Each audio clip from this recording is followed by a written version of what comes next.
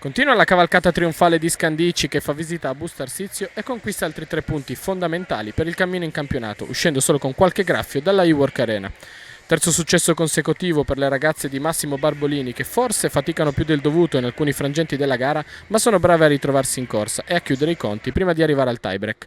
Importante fare punteggio pieno infatti con le vittorie di Novara e Conegliano, a maggior ragione in virtù dell'assenza del roster Bustocco. Dall'altra parte della rete, coach Marco Musso, in sostituzione dell'indisponibile Fenoglio, fa quel che può, senza poter variare troppo il tema, con i centrali contati e la panchina corta. L'unico innesto, quello di Escamiglia per Gray, dona vivacità all'attacco e registra la difesa, ma la giornata no delle farfalle va oltre tutto questo.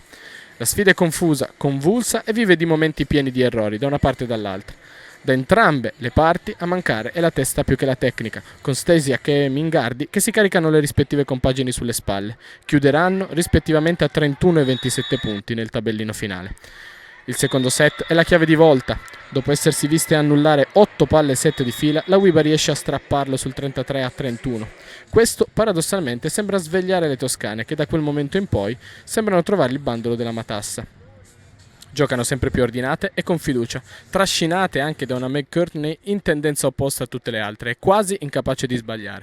Il terzo set sembra una formalità e nel quarto, nonostante le biancorosse tirino fuori un moto d'orgoglio, le biancoblu restano sui binari e la conducono in porto. Il 3-1 finale racconta di una squadra ancora in cerca di sé, Busto, che lotta ma cade contro un'altra decisamente più sicura dei propri mezzi. Scandicci prosegue la sua corsa dunque, mentre per la UNT Work arriva un altro KO che inizia a mettere fretta. Continue to just work and practice. Continue to play together, play hard.